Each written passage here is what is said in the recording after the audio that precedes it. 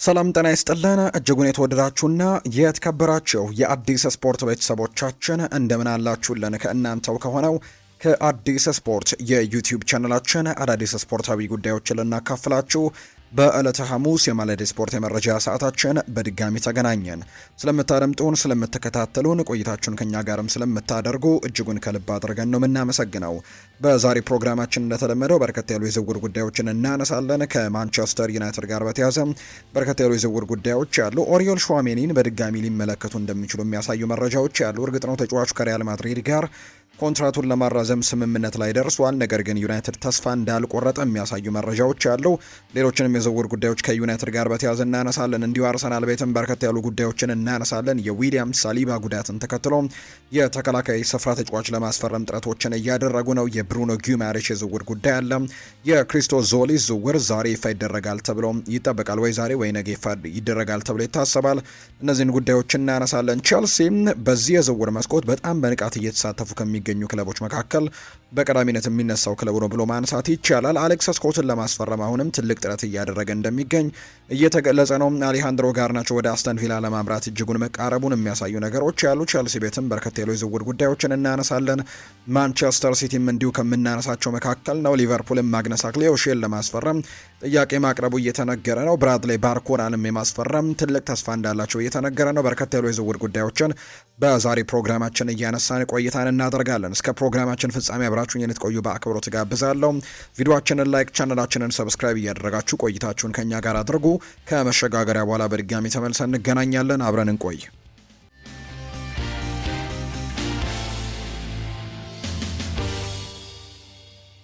የዓለም ዋንጫው የውድድሩ ምርጥ ቡድን ይፋ ተደርጓል። ያ ማለት 11 ተጫዋቾች ይፋ ተደርገዋል። በስፔን አሸናፊነት የተጠናቀቀው የዘንድሮ የ2026 የዓለም ዋንጫ ውድድር ምርጥ 11 ስብስብ ይፋ ተደርጓል። በዚህ መሰረትም ከሻምፒዮኑ ስፔን ብሔራዊ ቡድን 3 ተጫዋቾች በዚህ ቋሚ 11 ውስጥ ተካተዋል። እንዲሁም ከፈረንሳይ ብሔራዊ ቡድንም ሌሎች 3 ተጫዋቾች የተካተቱበት ነው። የውድድሩ ምርጥ ወጣት ተጫዋች የተባለው ፓዎ ኩባርሲ በምርጥ ስብስብ ውስጥ ግን ሳይካተት መቅረቱ በርካቶችን እንዳስገረመን የተነገረው። የኬፕ ቨርድ ብሔራዊ ቡድን ግብ ጠባቂ የነበረው ቮሲኒሃ ደግሞ በምርጥ 11 ውስጥ የተካተተ ሆኗልና ታሪክ እንደሰራ ጭምር የተመለከተ ነው። በግብ ጠባቂነት እንዳልኳችሁ ቮሲኒሃ ነው በዚህ ዝርዝር ውስጥ በቀዳሚነት የተመረጠው። ይህም እንግዲህ ከአፍሪካም የተመረጠ ግብ ጠባቂ ያደርገዋል።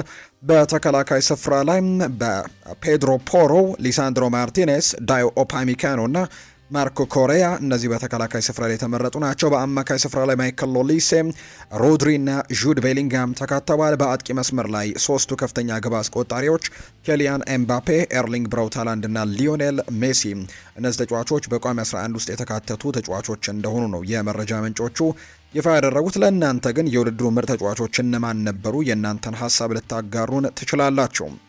ሌላኛው ከዚሁ ከዓለም ዋንጫ ጋር በተያያዘ አንድ ጉዳይን እናንሳ፣ ወይ አንድ ክስተትን እናንሳ። ላሚን ያማል ሳያውቅ ያስተዋወቀው አንድ ተቋም ትርፋማ እንደሆነ እየተነገረ ነው። ላሚን ያማል ይህንን ነገር ያደረገው ለፕሮሞሽን ሳይሆን ሳያውቅ ነበር ይህንን ነገር ያደረገው። በዓለም ዋንጫ ፍጻሜ ጨዋታ ወቅት ላሚን ያማል ሳያውቅ ያስተዋወቀው ተቋም ነው ተፈላጊነቱ እንደጨመረ የተነገረው። ላሚን ያማል በፍጻሜው ጨዋታ ወቅት በተደጋጋሚ ቲሸርቱን ከፍ ሲያደርግ ይስተዋል ነበርና በወቅቱ ላሚን ያማል የለበሰው የውስጥ ልብስ አርማ በዓለም ቢሊዮን ተመልካቾች እንዲያው እንደሆነ ጭምር ነው የተነገረው። የያማል ድርጊት የጀርመኑን ብራንድ 6PM የተባለውን ማለት ነው በነፃ ከፍጻሜው በኋላ ከፍተኛ ዝናን እንዲያተርፍም አድርጎታል። ከፍጻሜው በኋላ የተቋሙ ምርትም ሙሉ ለሙሉ ተሽጦ መጠናቀቃቸውን ነው የጀርመኑ ቢልድ እየገለጸ የሚገኘው። ተስማምቶ አይደለም፣ ነገር ግን ሳያውቅ ባደረገው ነገር የዚህ ተቋም ነገር በጣም ከፍተኛ ገቢዎችን እያመጣለት እንደሆነ የሚያሳዩ መረጃዎች ናቸው ይፋ የተደረጉት። አሁን ደግሞ ክለቦችን የተመለከቱ የዝውውር ጉዳዮችን እናንሳ። የአርሰናል ጉዳዮችን በማስቀደምን ጀምር። ውድ ቤተሰቦቻችን የዊሊያም ሳሊባን ጉዳት እንመልከት። የሰሜን ለንደኑ ክለብ አርሰናል ተከላካይ የሆነው ዊሊያም ሳሊባ የወገብ ህመም ጉዳት እንደገጠመው ሲገለጽ እንደነበር እናስታውሳለን። በተለይ በዓለም ዋንጫ ጨዋታ ፈረንሳይ ከስፔን ብሔራዊ ቡድን ጋር ባደረገችው ጨዋታ ነበር ይሄ ጉዳት እንደገጠመው የምናስታውሰው በግማሽ ፍጻሜ ጨዋታ ላይ።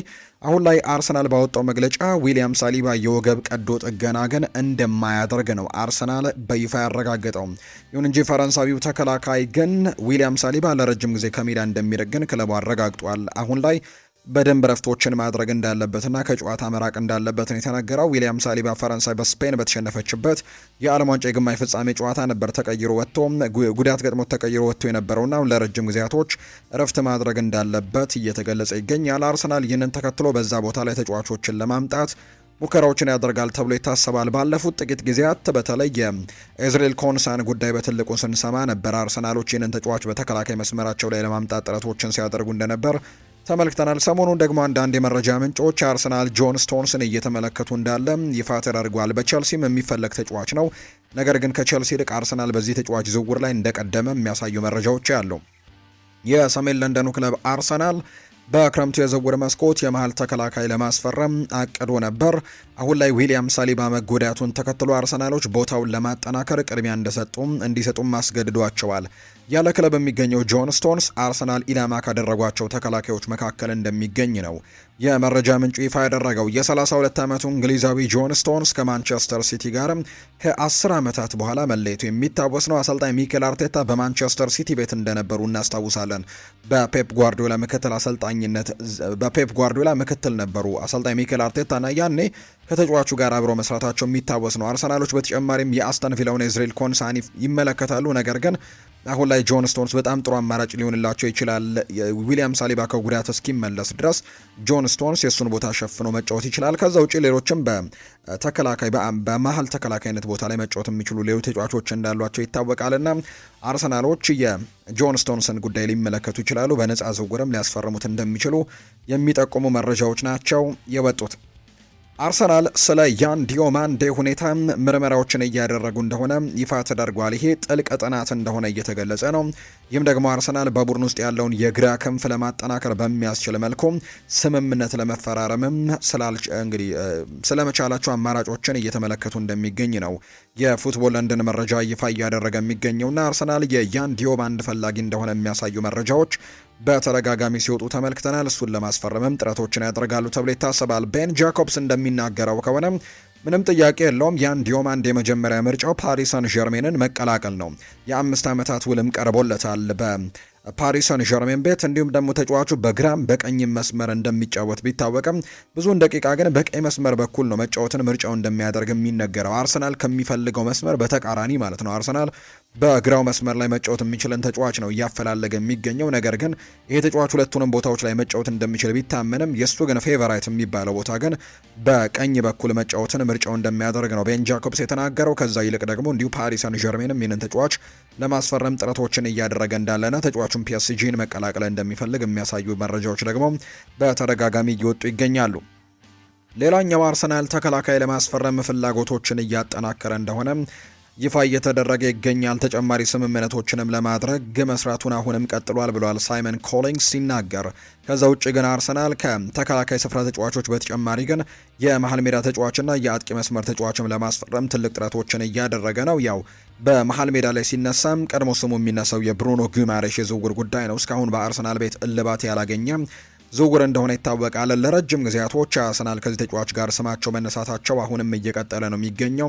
የዚህ ተጫዋችና የአርሰናል ስም አሁንም በደንብ እየተጠቀሰ ነው። ነገር ግን ሰሞንኛ አንድ ክለብ ወደዚህ ዝውውር እየመጣ መሆኑን ተከትሎ ምናልባት ለአርሰናል ሌላ ስጋት ሊሆን ይችላልና ዝውውሩን በፍጥነት ለማጠናቀቅ ሊሞክሩ የሚችሉበት እድል በጣም ሰፋ ያለ ይመስላል አሁን ላይ፣ ምክንያቱም ተፎካካሪ እየመጣ መሆኑን ስላወቁ። ስለዚህ ብሩኖ ጉማሬሽን በቀጣዮቹ ሳምንታት ይፋዊ ጥያቄዎችን ያቀርቡለታል ተብሎ ይታሰባል።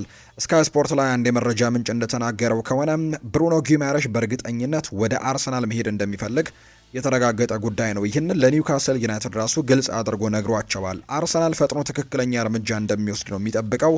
ምክንያቱም ካለው ትዕይንት በስተጀርባ በጣም ረጅም ርቀቶች ተጉዘዋል። ለዚህም ምክንያቱ ወደ የትኛውም ቦታ እንዳይሄድ ነው ይሄ ተጫዋች። ስለዚህም ደግሞ ብሩኖ ጉማሬሽ በቀጣዮቹ ሳምንታት ከአርሰናል ቶሎ ጥያቄዎች እንዲቀርቡ ፍላጎት እንዳለውና ቶሎ አርሰናልን መቀላቀል እንደሚፈልግ የሚያሳዩ መረጃዎች ናቸው። ለስካይ ስፖርት አንድ የመረጃ ምንጭ በተለይ ለኒውካስል ዩናይትድ ቅርብ የሆነ የመረጃ ምንጭም እየተናገረ የሚገኘው አርሰናል በቀጣዮቹ ቀናት ዛሬ አሊያም ደግሞ ነገ የክሪስቶስ ዞሊስን ዝውውር ይፋ ያደርጋል ተብሎ ይታሰባል። ተጫዋቹ ወደ አርሰናል መዘዋወሩ የተረጋገጠ ጉዳይ ሆኗል። እንደውም አንዳንድ የመረጃ ምንጮች ሁለተኛ ዙር ሕክምና ምርመራ ካልሆነ በስተቀር ሌሎች ሁሉም ነገሮች ተደርገው ተጠናቀዋል የሚል መረጃን ይፋ አድርገዋል። በአርሰናል ቤት 17 ቁጥር ማሊያን ይለብሳል ተብሎ እንደሚጠበቅ ጭምር ይፋ ተደርገዋል። ዛሬ ወይ ነገ ግን ተጫዋቹ በይፋ የአርሰናል ተጫዋች መሆኑ ይረጋገጣል ወይም አርሰናል ይፋ ያደርገዋል ተብሎ ይጠበቃል። ተጫዋቹ በ34 ሚሊዮን ፓውንድ ነው የአርሰናል ንብረት እንደሆነ የሚታወቀው።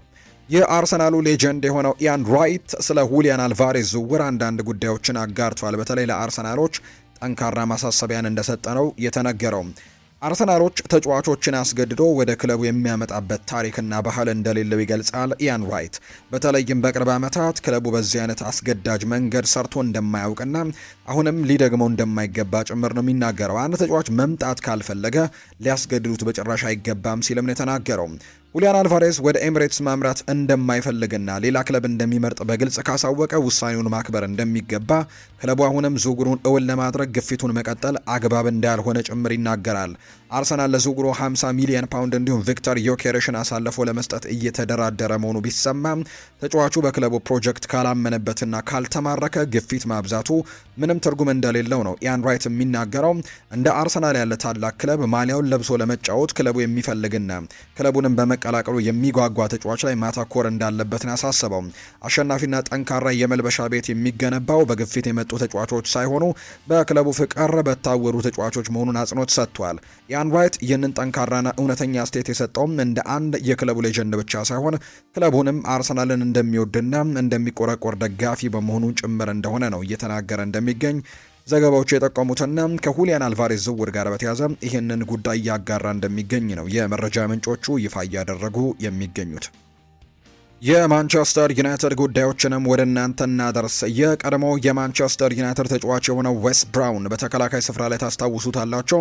በማንቸስተር ዩናይትድ አሰልጣኝ ማይክል ካሪክ በጣም ትልቅ ተስፋ እንደያዘም ይፋ አድርጓል። እርሱ ባለፈው የውድድር ዓመት ማንቸስተር ዩናይትድን ጥሩ ደረጃ ይዞ እንዲያጠናቅቅ አስችሎታል። ሁሉም ነገርን በሚገባ ተቆጣጥሮት ነበር ያለፈውን የውድድር ዓመት ያጠናቀቀው።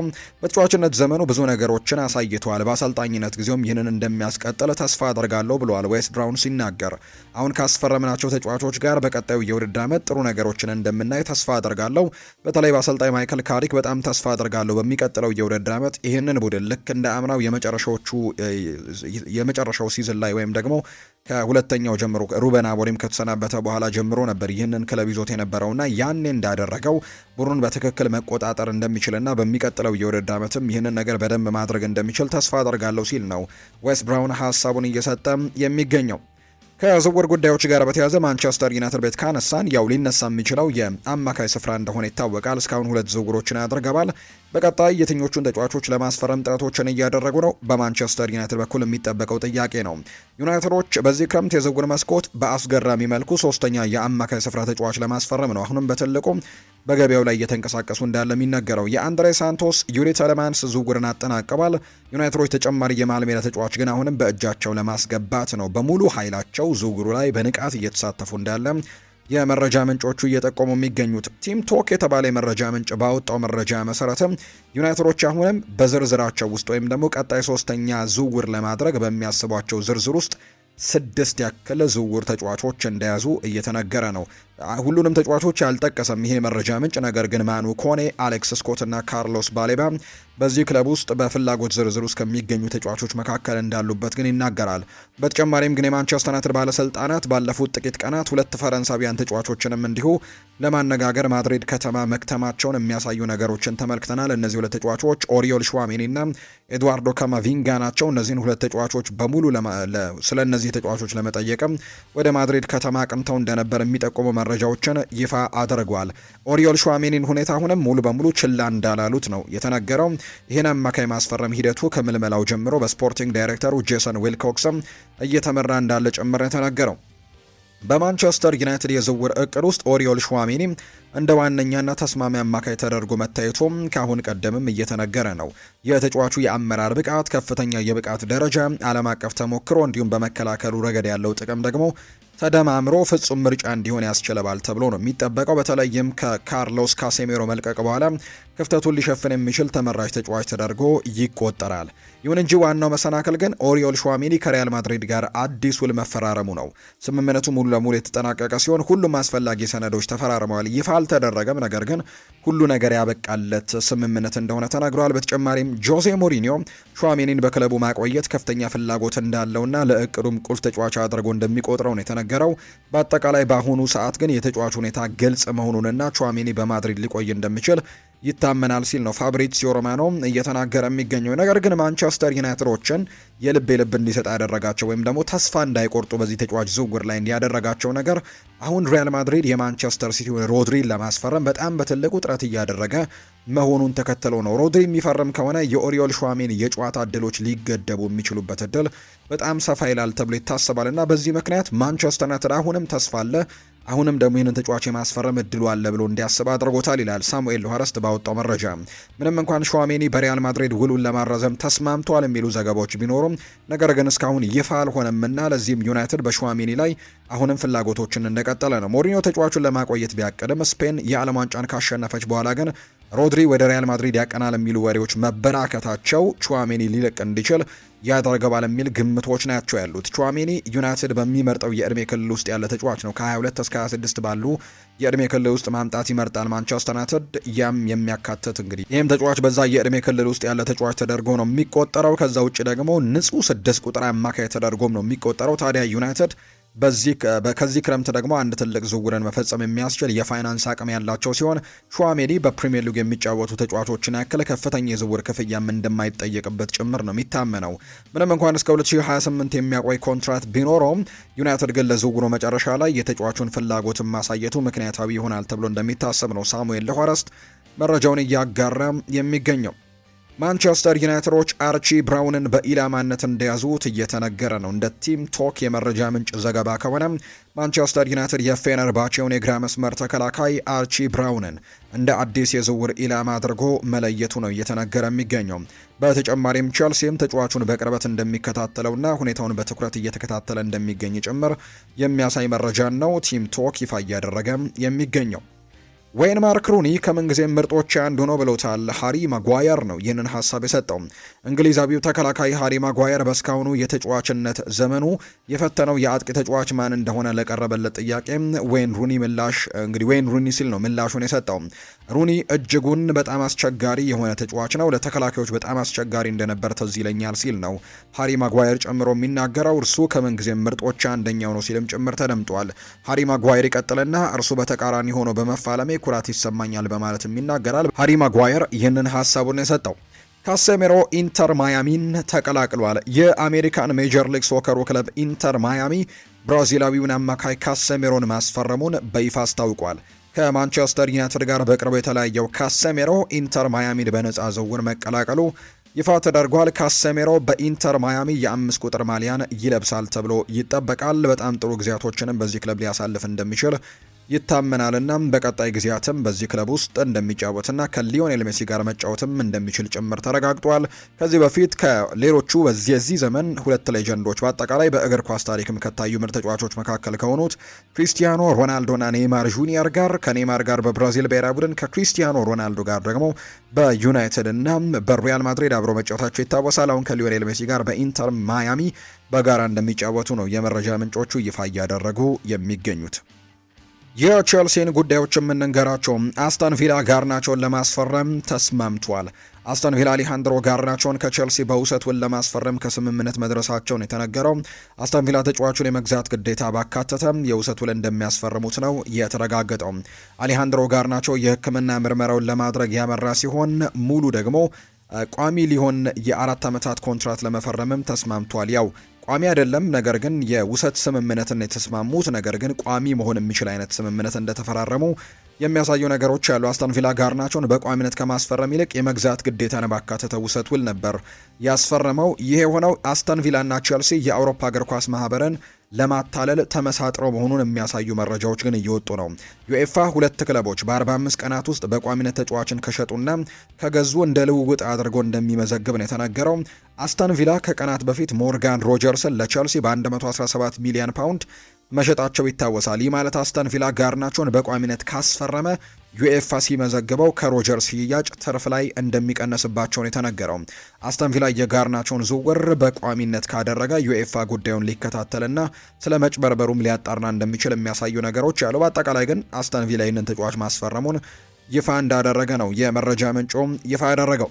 ቸልሲ ጆን ስቶንስን በነፃ ዝውውር ለማስፈረም ከፍተኛ ፍላጎት እንዳለው የሚያሳዩ መረጃዎች ይፋ እየተደረጉ ይገኛሉ። በተለይ ቸልሲዎች በዚህ የክረምት ተጫዋቾች የዝውውር መስኮት በጣም የተጠና የዝውውር መስኮትን እያሳለፉ ነው የሚገኙት። አሁን ላይ ቡድናቸው ላይ በጣም ልምድ ያላቸው ተጫዋቾችንም ከወጣቶች ጋር ቀላቅለው ማጫወትን ምርጫቸው ያደርጋሉ። ከዚህ በፊት ግራኒት ዣካን ለማስፈረም ትልቅ ጥረቶችን አድርገው ነበር። በተለይ ከሰንደርላንድ ጋር ትልቅ ጥረቶችን አድርገው ተጫዋቹም ወደ ቼልሲ ስታንፈርድ ብሪጅ ለመምጣት ፍላጎቶችን አሳይቶ ነበር። ነገር ግን በመጨረሻም ሳይሳካ ቀርቶ ነበር። አሁን ደግሞ ሌላኛው ልምድ ያለውን ተጫዋች ጆን ስቶንስን ለማስፈረም ፍላጎት አላቸው። እርግጥ ነው ከአርሰናል ትልቅ ፉክክር ይጠብቃቸዋል ተብሎ ይታሰባል። ተጫዋቹም ወደ አርሰናል የቀረበ ይመስላል ወይም ደግሞ የተሻለ እድል ያለው አርሰናል እንደሆነ የሚያሳዩ መረጃዎችን ነው ቴሌግራፍ የተባለው የመረጃ ምንጭ እየተናገረ የሚገኘው። ነገር ግን ጆን ስቶንስ በቼልሲም የሚፈለግ ተጫዋች ነው። የግራኒት ዣካ ዝውውር አለመሳካቱን ተከትሎም ቼልሲ አሁን ላይ ወደ እንግሊዛዊው ተከላካይ ፊታቸውን እንዳዞሩና ለዚህ ቡድንም ትልቅ ልምድን ይዞ እንደሚመጣ ጭምር እንደሚያምኑበት ነው ሳምዲን የቴሌግራፉ ዘጋቢ የተናገረው።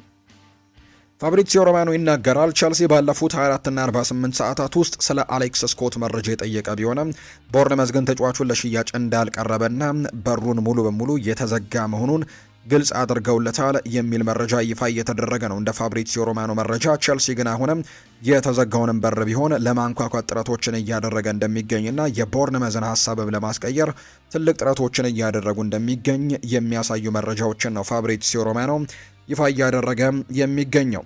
ቸልሲና ክሪስታል ፓላስ መካከል በማክሰንስ ላክሯ ጉዳይ ላይ ስምምነት በማንኛውም ጊዜ ሊጠናቀቅ እንደሚችል ፋብሪዚዮ ሮማኖ ይናገራል። ላክሯ ለቸልሲ ፕሮጀክት ቀድሞውኑ እሺታውን ሰጥቷቸዋል። ስለዚህም ቸልሲ አሁን ከክለቡ ክሪስታል ፓላስ ጋር ተስማምቶ ይህንን ተጫዋች ለማምጣት ጥረቶችን ማድረግ ነው የሚጠበቅበት እንጂ ከተጫዋቹ ጋር ግላዊ ጉዳዮች ምንም አይነት አሳሳቢ ጉዳዮች እንደማይሆኑባቸው ነው ፋብሪዚዮ ሮማኖ የተናገረው። ስለዚህም ቸልሲም ከክሪስታል ፓላስ ማክሰንስ ላክሯን ለማስፈረም በማንኛውም ጊዜ ዝውውሩ በይፋ ሊገለጽ የሚችልና ቶሎ ሊጠናቀቅ የሚችል አይነት ዝውውር ተደርጎ እንደሚቆጠር ነው ፋብሪዚዮ ሮማኖ መረጃውን ይፋ እያደረገ የሚገኘው።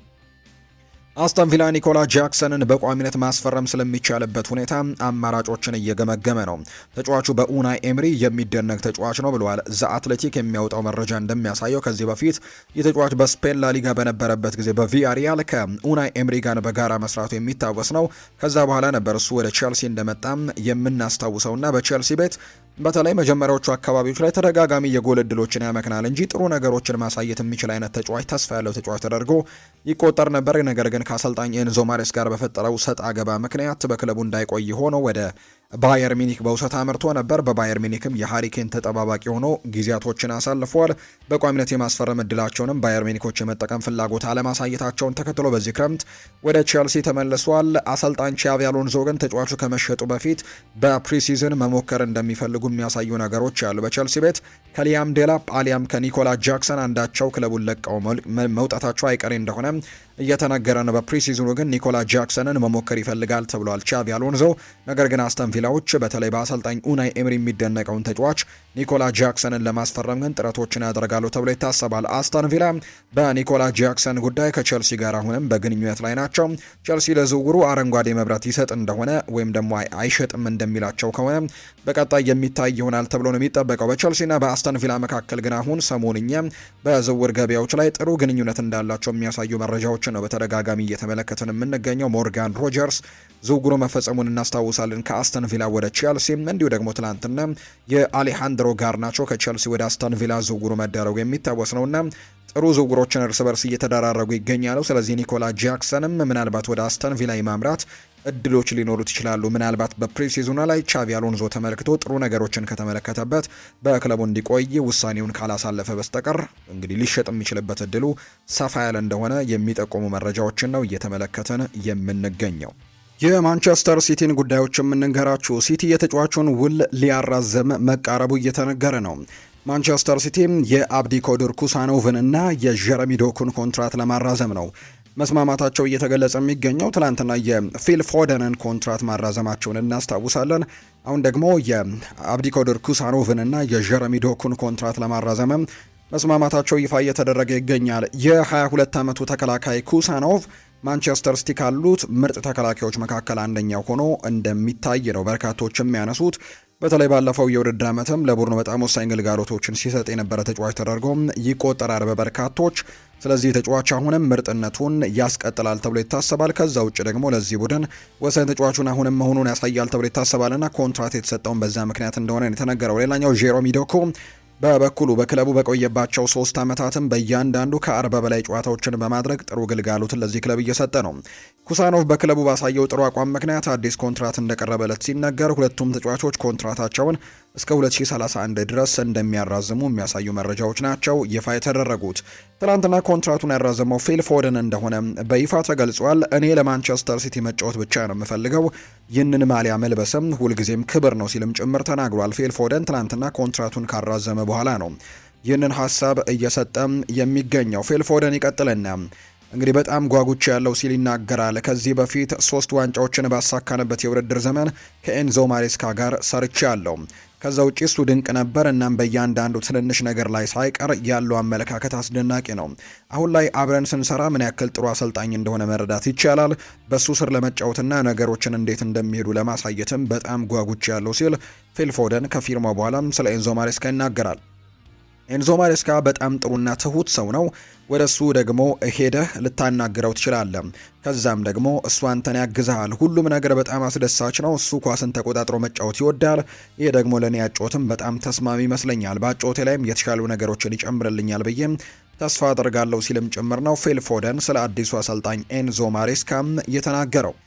በቡድናችን ውስጥ ያለው ሚዛን በጣም ጥሩ ነው። ወጣቶች፣ ልምድ ያላቸውና እንዲሁም ዋንጫ አሸናፊዎች በአንድ ላይ አሉ። ግባችን ይህንን በመቀጠል ለሁሉም ዋንጫዎች መፎካከር ነው ሲልም ነው ፊል ፎደን ጨምሮ የተናገረው። ይሄ ክለብ ለኔ እንደ ቤተሰብ ነው። እንደ ጆን ስቶንስ እና በርናርዶ ሲልቫ ያሉ የክለቡ ታሪካዊ ተጫዋቾች ሲሸኙ ያየሁት ክብር በእውነትም የማይረሳ ነበር። ስለዚህም እኔ በዚህ ክለብ ውስጥም ለሰራሁት ሁሉ ክብርና እውቅና እንደሚሰጠኝም ቀደም ያረጋግጫለሁ እነሱ እንደዛ ስለተደረገላቸው ሲልም ፊል ፎደን ጨምሮ ይናገራል። ይሄ ክለብ ለኔም ለዘላለም የምወደው ክለብ ነው ሲልም ጭምር ይናገራል። ፊል ፎደን ከልጅነቴ ጀምሮ ጨዋታዎችን የምወስን ተጫዋች መሆን እፈልግ ነበር። ጎል ማስቆጠር ወይም ደግሞ ወሳኝ አሲስቶችን ማድረግ እወዳለሁ። ሁልጊዜም በቅጣት ሳጥን ውስጥም አደገኛ መሆን እፈልጋለሁ። በዚህ ወቅት በጎሎችና በአሲስቶችም ቡድኑን ለድል ለማገዝም ተስፋ አደርጋለሁ ሲል ይናገራል። ይሄ ለኔ ሁሉም ነገር ማለት ነው። ከልጅነቴ ጀምሮ የነበረኝ ህልም ለመጀመሪያ ቡድን መጫወትና ዋንጫዎችን ማሳካት ብቻ ነበር። ይሄ ለኔ ፍጹም ክለብ ነው። በእውነት ደስተኛ የምሆንበት ጊዜ ላይ ይገኛለሁ ሲልም ጭምር የተናገረው። እንዲሁ ለደጋፊዎችም መልእክቱን አጋርቷል። ሁላችሁም ስለምትሰጡኝ ድጋፍ ከልብ አድርጌ ያመሰግናለሁ ሲል ነው ፊል ፎደን የተናገረው። በዚህ ወቅት ይህ ፍቅራችሁ በጥሩ አፈጻጸም ለመመለስ እንድጥር ያደርገኛል። እናም በአንድነት ዋንጫዎችን እናነሳለን ብዬ ተስፋ አደርጋለሁ። እኔ እዚህ ለመቆየት ወሰኛለሁ። ሁልጊዜም በእኔ እንደምትኮሩም ከፍተኛ ጥረትም አደርጋለሁ። በድጋሚ ከልብ አመሰግናችኋለሁ ሲል ነው ፊል ፎደን ለደጋፊዎችም መልእክት እንዳስተላለፈ የሚያሳዩ መረጃዎች በትልቁ እየተመለከትን የምንገኘው። ማንቸስተር ሲቲ ከአዩብ ቦአዲ ጋር ስምምነት ላይ ለመድረስ በጣም ተቃርበዋል የሚሉ መረጃዎች ይፋ እየተደረጉ ይገኛሉ። የሊሉን አማካይ ለማስፈረም ትልቅ ጥረት እያደረጉ እንዳለ ይታወቃል። በእርግጥ ነው ከማንቸስተር ሲቲ ውጭ ግን ሌሎች በጣም በርከት ያሉ ክለቦችም ይህንን ተጫዋች ለማስፈረም ፍላጎት እንዳላቸው የሚያሳዩ መረጃዎች በተደጋጋሚ ሲወጡ ተመልክተናል። ነገር ግን ማንቸስተር ሲቲ ለዚህ ዝውውር የቀረበው ክለብ እንደሆነ ቶክ ስፖርት የተባለ የመረጃ ምንጭ ይፋ አድርጓል። ሲቲ አማካዩን ወደ ፍሬንች ሊጓን በውሰት እንዲመለስ አይፈልግም። ወዲያውኑ በኤንዞ ማሬስካ የመጀመሪያ ቡድን እቅድ ውስጥም ለማካተት ነው ፍላጎት እንዳለው የሚነገረው። ነገር ግን ሊሎች ግን ያንን ሀሳብ የሚቀበሉት አይመስልም። ምክንያቱም ቢያንስ አንድ የውድድር ዓመትን በክለባቸው እንዲቆይ ፍላጎታቸው ነው። ማንቸስተር ሲቲ እንኳን ቢያስፈርመው በውሰት 1 ዓመቱን በዛው በሊል እንዲቆይ ፍላጎቱ እንዳላቸው የሚያሳዩ መረጃዎች ያሉ። በቀጣይ ማንቸስተር ሲቲ ከዚህ ስምምነት ጋር በተያያዘ ምን አይነት ነገሮችን ያደርጋል የሚለው በጉጉት የሚጠበቅ ይሆናል። ማንቸስተር ሲቲዎች ግን በዚህ የክረምት የተጫዋቾች የዝውውር መስኮት የአማካይ ስፍራዎቻቸውን በወደፊት ኮከብ ሊሆኑ ስለሚችሉ ተጫዋቾች እየተመለከተ እንዳለና አሁንም ጥሩ ግልጋሎት መስጠት በሚችሉ ተጫዋቾች እያዋቀረ እንደሚገኝ እየተገለጸ ነው። ባለፈው እንግዲህ የኤሊዮት አንደርሰንን ዝውውር መፈጸማቸው ይታወሳል በሪከርድ ዋጋ። አሁን ደግሞ አዩብ ቦአዲን ለማስፈረም ጥረቶችን እያደረጉ ነው። በክለቡ በጣም በርከት ያሉ ተጫዋቾች ይለቃሉ ተብሎ ስለሚታሰብ ዝውውሮችንም በዛው ልክ ለማድረግ ሲቲዎች ጥረት እያደረጉ እንደሚገኝ ነው የተነገረው። የሊቨርፑል ጉዳዮችን የምንንገራችሁ። ሊቨርፑል ለሞናኮ የማግነስ አክሊዮሼን ዝውውር ለማስፈረም የመጀመሪያ ጥያቄውን ሊቨርፑል ትናንትና እንዳቀረበም ስካይ ስፖርት ይፋ አድርጓል። ሊቨርፑል በፓሪስ ሰን ዠርሜን የሚፈለገውን ተጫዋች የማግኘት እድልንና የመገኘት ሁኔታንም መረጃ እየሰበሰበ እንደሚገኝ የመረጃ ምንጩ ይፋ አድርጓልና ሊቨርፑል ለማግነስ አክሊዮሼ የሞናኮ ተጫዋችም የመጀመሪያ ዙር ጥያቄ ማቅረባቸው ነው የተረጋገጠው። ማግነስ አክሊዮሼ ሊቨርፑል በዚህ ክረምት የማጥቃት ክፍሉን ለማጠናከር እየፈለጋቸው ካሉ በርካታ አማራጮች መካከል አንደኛው እንደሆነ ነው ዳቪድ ላይንች መረጃውን ይፋ እያደረገ የሚገኘው። ስለዚህ ማግነስ አክሊዮሼን ለማስፈረም ሊቨርፑል በጣም በትልቁ ጥረት ያደርጋል ተብሎ ይጠበቃል። ሊቨርፑል በዚህ ክረምት መጀመሪያ ወቅት ላይ ለዚህ ተጫዋችም ፍላጎት ነበራቸው። በተለይ ለአዲስ የቀይ መስመር የክንፍ መስመር ተጫዋች ገበያውን ሲመረምር ነበርና ስለ ማግነስ አክሊዮሼ ጥያቄዎችን ሲያቀርቡ ነበር። ነገር ግን ከዚያ ጊዜ ወዲህ ግን አዲስ እድገት አልተመለከትንበትም ነበርና በዚህ ተጫዋች ጉዳይ ላይ አሁን ላይ ግን በትልቁ ወደዚህ ተጫዋች ዝውውር እንደተመለሱ የሚያሳዩ ነገሮች ያለው። ስለ ማግነስ አክሊዮሼና ስለ ሊቨርፑል ብዙ ጥያቄዎች እየመጡልኝ ነው ብለዋል ፋብሪዚዮ ሮማኖ ስለ ዝውውሩ በርከት ያሉ ዘገባዎችን ሲያሰፍር። ነገር ግን አሁንም ያለኝ መረጃ እንደማጋራው ከሆነ አክሊዮሼ ከፓሪስ ሰን ዠርሜን ጋር ድርድር ላይ ይገኝ ነበር። በግል ውሎች ላይም ስምምነት አለው። እንዲሁም በሞናኮና በፓሪስ ሰን ዠርሜን መካከልም ውይይቶች እየተካሄዱ ነው። ማንኛውም የመጨረሻው ሰዓት ለውጥ ካለም እነግራችኋለሁ። ነገር ግን አሁን ያለው ሁኔታ ግን ፓሪስ ሰን ዠርሜን ፉክክሩን እየመራ እንደሆነ ማወቅ አለባቸው ሲልም ጭምር ነው እየተናገረ የሚገኘውና ሊቨርፑል ምንም እንኳን ፍላጎቶችን እያሳየ ቢሆንም ጥያቄዎችን እያቀረበ ቢሆንም ፓሪስ ሰን ዠርሜን ግን ለዚህ ለማግነስ አክሊዮሼ ዝውውር የቀረበው ቡድን እንደሆነ የሚጠቁሙ መረጃዎችን ነው ፋብሪዚዮ ሮማኖ ይፋ እያደረገ እንደሚገኝ ዘገባው እየጠቆመ የሚገኘው። ሊቨርፑሎች ብራድሊ ባርኮላንም ለማስፈረም በሚደረገው ፉክክር አርሰናልን እንደሚያሸንፉ እርግጠኞች እንደሆኑ ነው ዘሰን የተባለው የመረጃ ምንጭ እንዲሁ እየተናገረ የሚገኘው። ስለ ብራድሊ ባርኮላም ያለኝ አቋምን እጠብቃለሁ። ስለ ባርኮላና ሊቨርፑል ከዚህ በፊት የነገርኳችሁን አስታውሱ ብሏል ፋብሪዚዮ ሮማኖ ሲናገር። ሊቨርፑል ግን በጣም እርግጠኞች ናቸው ይህንን ዝውውር ቀድመው እንደሚያደርጉና ከአርሰናልም ፉክክሩን ማሸነፍ እንደሚችሉ ይሰማቸዋል ሊቨርፑሎች በብራድሊ ባርኮላ ጉዳይ ላይ የሚል መረጃ ነው እየወጣም የሚገኘው። ሪዮ ኤንጎሞዋ ይናገራል። በግራ ክንፍና በቀኝ ክንፍ ስለመጫወት ምርጫዎች ቀርበውለት ይናገራል። አዎ በእርግጠኝነት በሁለቱም በኩል መገመት ቁልፍ ነገር ይመስለኛል። በግራ በኩል መጫወት እንደምችል ሁሉም ሰው ጠንቅቆ ያውቃል። ነገር ግን በቀኝ በኩልም እየተሻሻልኩኝ እንደሆነ አሁንም ይሰማኛል። ስለዚህም በዚህ ወቅት በእርግጠኝነት ከግራና በቀኝ በኩል መጫወት በሁለቱም በኩል መጫወትን እችላለሁ ሲልም ጭምር ነው ሪዮ ኤንጎሞዋ እየተናገረ የሚገኘው። ምናልባት አምና በአርኔ ስሎት ስር ከተመለከትናቸው በጣም ተስፋ ሰጪ የሊቨርፑል ጉዳዮች መካከል አንደኛው ይህንን ተጫዋች ማግኘታቸው ነው። እንግዲህ በሚቀጥለው የውድድር ዓመትም የታዳጊ ተጫዋች የተሻሉ ድሎችን በአንዶኒ ኢራኡላ ስርም ያገኛል ተብሎ ይታሰባል። በቀኝም በግራም በኩል የመጫወት እችላለሁ የሚል አይነት ሀሳብን ግን ሰጥቷል። ሪዮ ኤንጎሞዋ ይቀጥልና ባለፈው የውድድር ዘመን ስለነበረው የጨዋታ ዘይቤ ወይም ልምድም ተጠይቆ ነበር።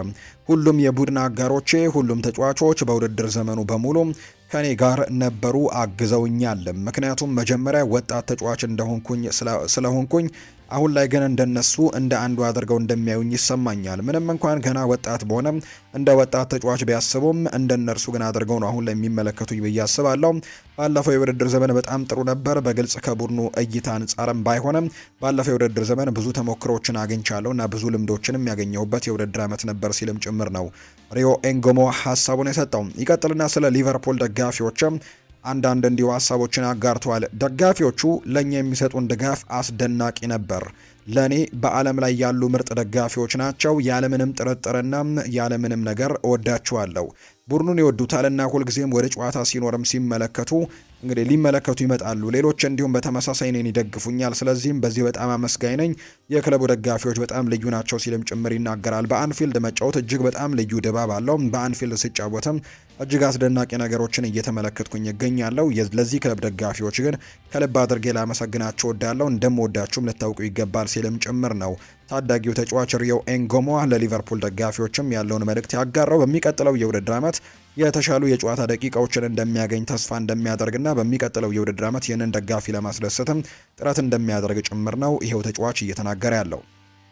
የሪያል ማድሪድ ጉዳዮችን እንንገራችሁ። ኬሊያን ኤምባፔም ማይክል ኦሊሴ ወደ ሪያል ማድሪድ እንዲቀላቀል ማሳመን እንደቻለ ለፍሎሬንቲኖ ፔሬዝ ነግሯቸዋል ተብሏል። ኤምባፔ ኦሊሴ ሪያል ማድሪድን እንዲቀላቀል በጽኑ እየወተወተው እንደሚገኝ ነው ሲነገር የነበረው። በተለይ በዓለም ዋንጫ ጊዜ ወቅትም ይህን ነገር ሲጠቀም እንደነበር የሚያሳዩ መረጃዎች፣ በተለይ የጀርመኑ ቢልድ የተባለ የመረጃ ምንጭ ነው ይህንን ይፋ እንዳደረገ እየተገለጸ የሚገኘውና እንግዲህ ይህንን ተጫዋች ለማስፈረም ሪያል ማድሪዶች ፍላጎት እንደነበራቸው ይናገራል። እርግጥ ነው በዚህ የክረምት ተጫዋቾች የዝውውር መስኮት ይህ ነገር የመሳካት እድሉ ምናልባት ጠባብ ሊሆን ይችላል ተብሎ ይታመናል አሁን ላይ።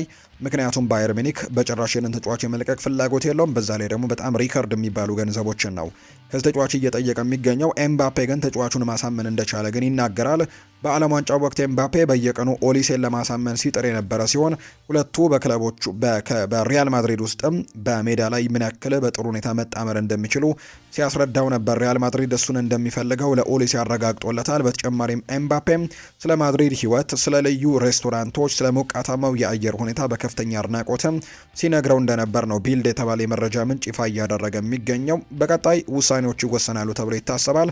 በዓለም ዋንጫው ወቅትም የሁለቱ ተጫዋቾች ኬሚስትሪን በደንብ ተመልክተናል። በጣም ጥሩ ጥምረትን መፍጠራቸው እናስታውሳለን። ምንም እንኳን ማይክል ኦሊሴ በውድድሩ ላይ ጎል ማስቆጠር ባይችልም በጣም ብዙ ሙከራዎችን አድርጎ ጎል ማስቆጠር አልቻለም። ነገር ግን በውድድሩ ላይ ኦፕታ ቁጥራዊ መረጃዎችን መመዝገብ ከጀመረበት ከ60 ዓመታት ጀምሮ ማለት ነው የዓለም ዋንጫው ከዛሬ 60 ዓመታት ጀምሮ ትልቁን የአሲስት ቁጥር ነው በአንድ ውድድር ላይ ያደረገው። 7 አሲስቶችን በዚህ ውድድር ላይ ማድረግ ችሏል። አብዛኞቹ አሲስቶች ለኬሊያን ምባፔ የተደረጉ ነበሩና ኬሊያን ምባፔም ከፍተኛ ግብ አስቆጣሪ ሆኖ እንዳጠናቀቀ የምናስታውሰው ጉዳይ ነውና በጣም ጥሩ ጥምረት መፍጠር እንደሚችሉ በዓለም ዋንጫው ላይ አሳይተዋል። ኤምባፔ ይህንን ነገር በሪያል ማድሪድ መፍጠር እንደሚችሉ ሲገልጽለት እንደነበር ነው ቢልድ የተባለ የመረጃ ምንጭ ይፋ ያደረገው። ማይክል ኦሊሴ የቻምፒየንስ ሊግ ዋንጫን የማሸነፍ እድሉ ከባየር ሚኒክ ይልቅ በሪያል ማድሪድ ውስጥ በከፍተኛ ሁኔታ የተሻለ እንደሆነም ይሰማዋል። ኦሊሴ አሁን ላይ ከባየር ሚኒክ ኃላፊዎች ጋር ውይይት ለማድረግ እየወተወተ ነው የሚገኘው። ክለቡ በቻምፒየንስ ሊግ ተወዳዳሪ ሆኖ ለመቀጠል ምን ያክል እቅድ እንዳለው ማየትም ይፈልጋል። ከባየር ሚኒክ አመራሮች ይህንን ነገር በትክክል መመልከት እንደሚፈልግ ነው እየተገለጸ የሚገኘው። ከነዚህ ውይይቶች በኋላ ምናልባት የዝውውር ጥያቄ ማቅረብና ለመቅረቡ የሚወሰን ይሆናል ተብሎ ይታሰባል። በአጠቃላይ ግን ማይክል ኦሊሴ በሪያል ማድሪድ የተሻለ የአውሮፓ ቻምፒየንስ ሊግ የማሸነፍ እድል እንዳለው ይሰማዋልና በቀጣይ ከዚህ ተጫዋች ጋር በተያያዘ ውሳኔዎች ይኖራሉ ተብሎ ይታሰባል። በተለይ እነዚህን መረጃዎች የጀርመን ታማኝ ከሚባሉ የመረጃ ምንጮች መካከል አንደኛው የሆነው ቢልድ የተባለው የመረጃ ምንጭ ነው ይፋ እያደረገም የሚገኘው። ፌዴሪኮ ቫልቬርዴ ይናገራል። ይህ ዓመት ዋንጫ የምናሸንፍበት ዓመት ነው ሲል ነው ቫልቬርዴ የተናገረው። የሎስ ብላንኮቹ ተጫዋች የሆነው ፌዴሪኮ ቫልቬርዴ ከአሰልጣኝ ዦዜ ሞሪኒዮ ጋር ለመስራት እጅግ በጣም በጉጉት ላይ እንዳለ ነው የተነገረው። ይህ ዓመት ዋንጫ የምናሸንፍበትና ደጋፊዎቻችንን ዳግም የምናስደስትበት ነው ያለው ቫልቬርዴ በእኛ እንዲኮሩ እንፈልጋለን ሲልም ጭምር ይናገራል። ስለ ወደፊት ቆይታው ያነሳው ቫልቬርዴ እኔ ከሪያል ማድሪድ እንድወጣ ከፈለጉ እኔን እንግዲህ ማስወገድ ይኖርባቸዋል እንጂ በጭራሽ እንድወጣ ልፈቅድላቸው አልችልም ሲልም ጭምር ነው ፌዴሪኮ ቫልቬርዴ የሚናገረው። ከአሰልጣኝ ዦዜ ሞሪኒዮ ለመማርም በጣም ጓጉቻለሁ፣ የሚሰጠኝን ምክር ሁሉ ለመቀበል ዝግጁ ነኝ ሲልም ነው ቫልቬርዴ የተናገረው። ከሞሪኒዮ ለመማርና የሚሰጠኝ እያንዳንዱን ምክር ለማዳመጥ ጉጉት አለኝ። ከሱ ጋር ከአሰልጣኝ ቡድኑ ጋር የማሳልፈው እያንዳንዱ ሰከንድና ደቂቃ የልምምድ ጊዜ በተቻለኝ መጠን በአግባቡ የምጠቀምበትና ለዛ ደግሞ የምጥርበት ይሆናል። እንደ እግር ኳስ ተጫዋችም ሆነ እንደ ሰው ለመማርና ለማደግ እጥራለሁ። ብዙ ነገሮችን ልማርበት የምችል ልዩ ሰው እንደሆነ አምናለሁ ሲልም ጭምር ነው የአሰልጣኝ ዦዜ ሞሪኒዮን ጉዳይ ሀሳቡን እየሰጠ የሚገኘው ፌዴሪኮ ቫልቬርዴ። ሪያል ማድሪድ የሮድሪን የማስፈረም 60 ሚሊዮን ዩሮ ሊያቀርቡ እንደሚችሉ የሚያሳዩ መረጃዎች እየወጡ ይገኛሉ። ለማርኮ ኮሪያ ከሰጡት በላይ መክፈል አይፈልጉም። ሲቲ ተጨማሪ ካልጠየቀ በጣም ፈጣን ግብይት ይሆናል ተብሎ ይታሰባል። ከሮድሪ ጋር ምንም አይነት ችግር የለም። ተጫዋቹም ሪያል ማድሪድን መቀላቀል በጣም እንደሚፈልግ እየተገለጸ ነው። ሁሉም ነገር ዝግጁ ነው። የቀረው የፍሎሬንቲኖ ፔሬዝ ውሳኔ ብቻ እንደሆነ እየተገለጸ ነው። የሪያል ማድሪድ ውስጥ እንግዲህ አቋም ለውጥ ያሳዩ ይመስላሉ። ክለቡ ሮድሪን የማስፈረም እድሉን ለመቃኘትም እንቅስቃሴ ለመጀመር እንደወሰኑ የሚያሳዩ ነገሮች አሉ። ሮድሪ በተለይም ዦዜ ሞሪኒዮ የጠየቁት ተጫዋች ባይሆንም ከአሰልጣኙ ከክለቡ ከዋጋውና ከጥራቱ መስፈርት ጋር በጣም የሚመጣጠን ወይም ደግሞ በጣም የሚጣጣም ተጫዋች ተደርጎ ይቆጠራል። በተለይ በዓለም ዋንጫው ላይ ያሳዩ አቋም ደግሞ እጅግ በጣም ምርጥ ስለነበር ይህንን ተጫዋች ለማስፈረም ሪያል ማድሪዶች ውሳኔያቸውን እንዲቀለብሱ አድርጓቸዋል ተብሏል። ሪያል ማድሪድ የዝውውር ሁኔታውን መቃኘት የሚጀምር ቢሆንም ፍላጎቱ ግን በሁኔታው ላይ የተመሰረተ ሆኖ ይቆያል ተብሎ ነው የሚታሰበው። ክለቡ በሮድሪ እድሜ በኮንትራት የቀረው ጊዜ እንዲሁም ደግሞ ባለው የተወሰነ የበጀት መጠን ምክንያት ዋጋውን በ60 ሚሊዮን ዩሮ አካባቢ እንደሚገምቱት ነው የተነገረው። ስለዚህም ሪያል ማድሪድ ከዚህ የበለጠ ገንዘብ ለመክፈል ፍላጎት የለውም። በዚህ ዝውውር ላይም ሁለገብ ሁሉንም ካርዶች ያሳልፎ አይሰጥም ተብሎ እንደሚታሰብ ነው የመረጃ ምንጩ ይፋ ያደረገው። በቀጣይ ከሮድሪ ጋር በተያያዘም ሰፊ መረጃዎች ይወጣሉ ተብሎ ነው የሚጠበቀው። ቤሊንግሃም በሪያል ማድሪድ በጣም እየተጠበቀ ነው የሚገኘው። በተለይ በዓለም ዋንጫው ላይ እያሳየው ደግሞ አቋሙ አዲሱ ቤሊንግሃም እየተባለ ይገኛል። በሪያል ማድሪድ ውስጥም ትልቅ መነቃቃትን ፈጥሯል። በዓለም ዋንጫው ላይ የታየው ወሳኙ የቤሊንግሃም የሪያል ማድሪድ መልሶ እንግዲህ ማግኘትም ይፈልገው የነበረው የጁድ ቤሊንግሃም ብቃትን ሲሆን አሁን ደግሞ በእርግጥም መልሶ አግኝቶታል ተብሎ ይታሰባል እና በዓለም ዋንጫ ያሳየውን ድንቅ ብቃቱን በዚህ ክለብ ውስጥም በሪያል ማድሪድ ይዞት እንደሚመጣ ተስፋ እንዳላቸውና በሪያል ማድሪድም ይህንን ምርጥ ብቃቱን ይዞ እንደሚቀጥል የበርካቶች ተስፋ እንደሆነ እየተነገረ ይገኛል። እንደ ዲያሪዮ አስ መረጃ ፉልሃም ጎንዛሎ ጋርሲያን ማስፈረም ይፈልጋል። ፉልሃም የሪያል ማድሪዱን አጥቂ ጎንዛሎ ጋርሲያን ለማስፈረም በንግግር ላይ መሆናቸው ተነግሯል። ፉልሃም ተጫዋቹን ከቀድሞ አሰልጣኙ አልቫሮ አርቤሎዋ ጋር ለመቀላቀል እየተነጋገሩ እንደሚገኙ ነው ዘ አትሌቲክ የዘገበው። ምክንያቱም ፉልሃሞች ማርኮ ሲልቫን ከተሰናበተ በኋላ አሁን ላይ የቀድሞውን የሪያል ማድሪድ አሰልጣኝ አምና ሪያል ማድሪድን ሲመራ የነበረው አልቫሮ አርቤሎዋን በአሰልጣኝነት መቅጠራቸው ይታወሳልና አልቫሮ አርቤሎዋ ደግሞ ከቀድሞ ክለባቸው ሪያል ማድሪድ ጎንዛሎ ጋርሲያን ለማስፈረም ፍላጎት እያሳዩ እንደሆነ ነው እየተገለጸ የሚገኘው። አሰልጣኝ አርቤሎዋ በዚህ ክረምት ፉልሃምን በአሰልጣኝነት መረከባቸው የሚታወስ ነው። በበርካታ ክለቦች እየተፈለገ የሚገኘው ጋርሲያ የፉልሃም የመጀመሪያ ፈራሚ እንዲሆንም ይጠበቃል። አሰልጣኝ ዦዜ ሞሪኖ በተጫዋቹ ብቃት ቢደነቁም የቋሚነት ቦታ ግን ዋስትና እንዳልሰጡት ነው የተነገረው። በዚህም ተጫዋቹ ስለ ወደፊት ቆይታው በራሱ እንዲወስን እድሉን ተሰጥቶታል ተብሎ ይታሰባል። በውሰት የማስፈረም እድልም ይኖራቸዋል ተብሎ ይታሰባል። በቋሚነት ይለቁታል ወይ? በሪያል ማድሪድ በኩል አጠራጣሪ ነገሮች እንዳሉ የሚያሳዩ ነገሮች ያሉ። በተለይ ግን ይህ ተጫዋች አሁንም ቢሆን ሪያል ማድሪድ ስለመሸጡና ስላለመሸጡ አረንጓዴ መብራት እንዳልሰጠ የሚያሳዩ ነገሮች ያሉ። በቀጣይ ጎንዛሎ ጋርሲያ ውሳኔውን በራሱ ይወስናል ተብሎ እንደሚጠበቅ ነው እየተገለጸ የሚገኘው። የቀድሞ የሪያል ማድሪድ ታሪካዊ ተጫዋች ፖርቱጋላዊው ፊጎ ይናገራል። ሮድሪ ወደ ሪያል ማድሪድ ሊዘዋወር ይችላል ስለመባሉ አውቃለሁ ብሏል ፊጎ ሲናገር። ከማንቸስተር ሲቲ ጋር ኮንትራት ስላለው ነገሩ አስቸጋሪ ይሆናል ብዬ አስባለሁ። ሪያል ማድሪድ ግን ሁልጊዜም ቢሆን በዓለም ላይ ያሉ ምርጥ ተጫዋቾችን ለማስፈረም እንደሚጠር ግን ሁሉም ሰው ጠንቅቆ ያውቃል ሲል ነው ፊጎ ጨምሮ እየተናገረ የሚገኘው።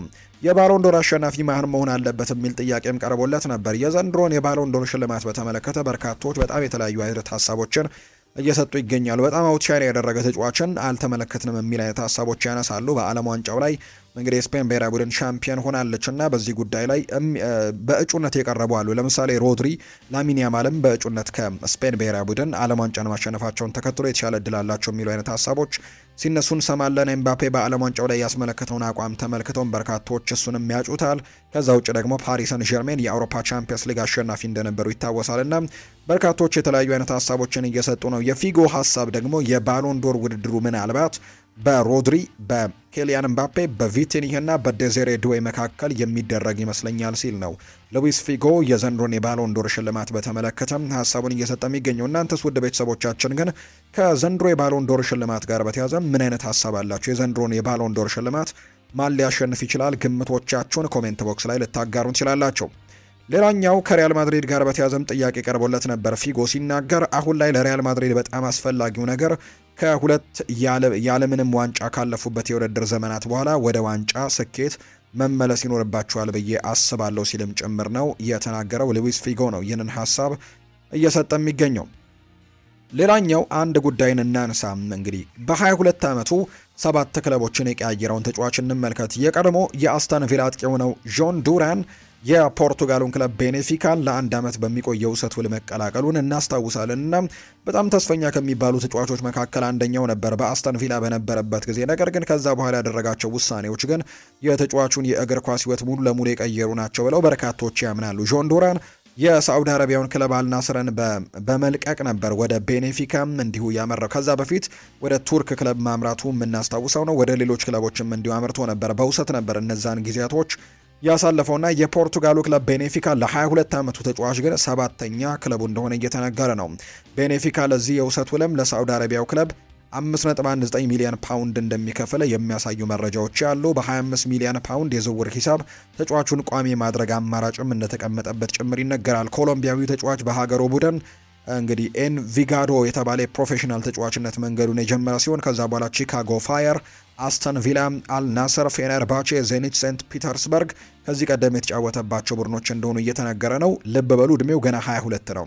ከ2022 ጀምሮ በኮሎምቢያ ብሔራዊ ቡድን መጫወት የጀመረው ተጫዋቹ በ22 ዓመት እድሜው በርካታ ክለቦችን መጫወቱ አነጋጋሪ እንደሆነ ጭምር የሚያሳዩ መረጃዎች ናቸው በትልቁ እየወጡ የሚገኙት። የአፍሪካ ዋንጫ ተሳታፊዎች ቁጥር ሊጨመር ይችላል ተብሏል። የካፍ ፕሬዝዳንት ዶክተር ፓትሪስ ሞትስፔ የአፍሪካ ዋንጫ ተሳታፊ ቁጥር ሊጨመር እንደሚችል ነው የተናገሩት። ፕሬዚደንት ፓትሪስ ሞትስፔ እንደተናገሩት ከሆነ በቀጣይ የተሳታፊ ቁጥሩ ከ24 ቡድኖች ወደ 28 ቡድኖችም ከፍ ይላል ብለዋል። የ2027 የአፍሪካ ዋንጫ ውድድር ማጣሪያ ጨዋታዎች ከቀጣይ መስከረም ወር ጀምሮ ይደረጋሉ። በምስራቅ አፍሪካ ነው ይህ ውድድር የሚደረገው። በሶስት የምስራቅ አፍሪካ ሀገራት መካከል በጣምራ ይደረጋል። የ2027 የአፍሪካ ዋንጫ ትልቅ ስኬት ይሆናል ሲሉ ነው ፓትሪስ ሞትስፔ ሀሳባቸውን እየሰጡ የሚገኙት።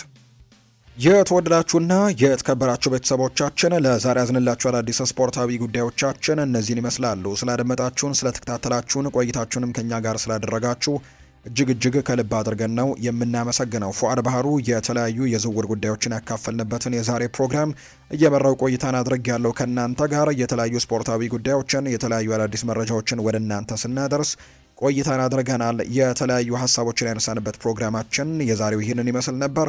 ስላደመጣችሁኝ፣ ስለተከታተላችሁኝ ቆይታችሁም ከኛ ጋር ስለነበር ከልብ አድርጌ ያመሰገንኩኝ። በቀጣይ ፕሮግራሞቻችን ሌሎች ስፖርታዊ ጉዳዮችን፣ ሌሎች አዳዲስ መረጃዎችን አካተን በድጋሚ ተመልሰን የምንገናኝ ይሆናል። ለዛሬ ግን ስላደመጣችሁኝ ከልብ አድርጌ ያመሰገንኩኝ። በቀጣይ ፕሮግራሞቻችን መልሰን እስክንገናኝ ድረስ መልካም ጊዜ፣ መልካም ቀን እንዲሆንላችሁም ነው በአክብሮት የምመኘው።